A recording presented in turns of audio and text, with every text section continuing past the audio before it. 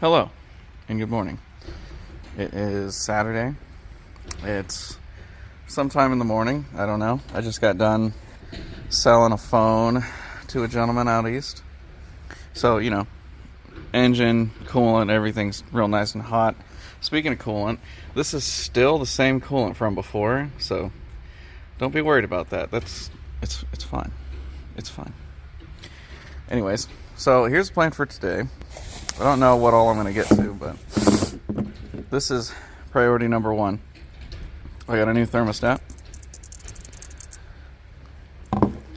because the one in here, I'm pretty sure, I'm just going off of operational diagnosis here, but I'm fairly certain that the one in here is stuck open and just allowing coolant to just free flow constantly, which is diminishing my heating ability greatly, which is only a problem because it's like been single digits and such. So that's priority number one. Then priority number two, we've got oil filter housing gasket, and we've got Mickey Mouse flange, which is this guy right here, right underneath the oil filter housing.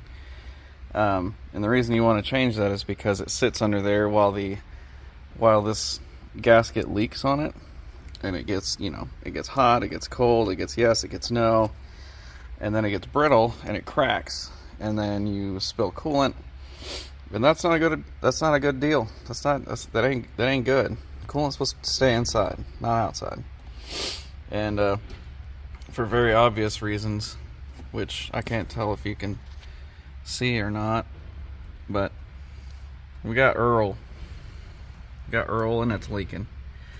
We've got the Valvetronic seal here. I've got a full set of valve cover bolts because with a magnesium cover they are one-time use only.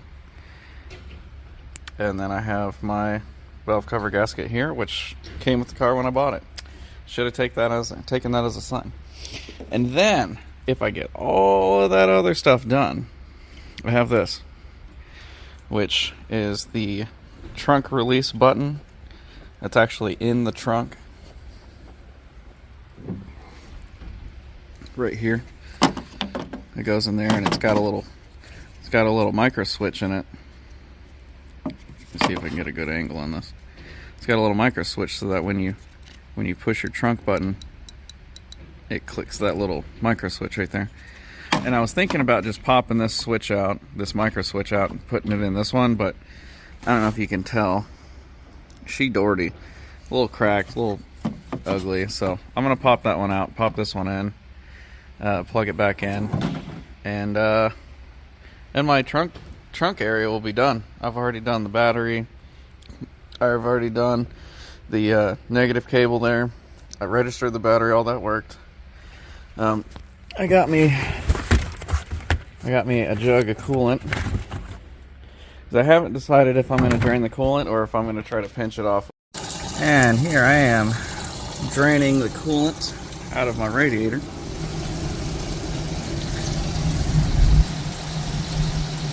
And there she goes. Where she goes, hopefully in the bucket, but nobody knows otherwise. Sorry, I got this fan blowing on the engine because I previously just drove like,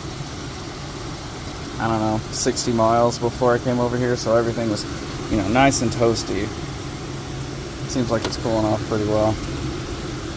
But, get the coolant drained, and then I can get the I'll get the thermostat done down there, and then after that I'll get the oil filter housing done.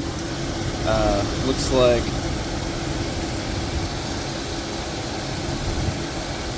it was leaking pretty good, judging by the front of the engine here. It's just covered in oil. I might actually go oh, sorry for jumping around a little bit, but I just got into my groove and kind of forgot what I was doing. So here's the new Mickey Mouse flange. You know, it'll go in there. I already got the sealing surface sealed over here. I'll put some coolant on this before I put it in there. I got the oil filter housing off, and I got the mating surface cleaned up. I also got the oil filter housing out and gave it a good look over. There was no cracks or anything. The old gaskets down here, and this thing was, you know, pretty crunchy. It wasn't like totally gone, but it was leaking, so it obviously wasn't perfect. So yeah, I'm gonna go ahead and get all this razzmatazz put back together, and then I'll be done with the oil filter housing. And then okay, and oil filter housing is done. I got the Mickey Mouse flange on here with the new spring clamp. Got this cleaned out, set back in there. Got all three bolts torqued up. Let me show you what I found. This is the old Mickey Mouse flange. There used to be, when I took this out, it was still connected, but there was a little plastic edge on here, and then there was a O-ring. And I don't think in the life of this vehicle, which is over 200,000 miles, that's ever been done. Okay, so I don't remember where we last left off. Probably somewhere before I removed the thermostat, or very soon after. But, well, it's, you know, getting about that time. I'm hungry. Garrett's bored. Didn't get to the valve cover, but I'm still on the fence on whether or not I want to do that before I take this to BMW to get the PCV heater recall done. Someone told me that they need to take the valve cover off for that. I'll have to verify. Don't mind all of that. Things happened. Anyways, but oil filter housing, nice and clean, no leaks. I just got done running this. I ran it up to about 200 degrees, and my radiator outlet temperature was, let's see, it was about 102 degrees Fahrenheit, but while the rest of the system was at 200. And I don't think the thermostat's supposed to open until about 207 Fahrenheit, 97 Celsius. So, fingers crossed that's working. I'll hook up my scanner. I got this Bimmer Geeks cord here, and I got Pro Tools. I'll test it again while I'm driving, just to make sure. But I'm mostly happy about that. And if I get a heater out of this deal with the thermostat, I will be ecstatic. Oh yeah, these are all the tools it took me to do these things, by the way. My damn speaker died. Well, I'm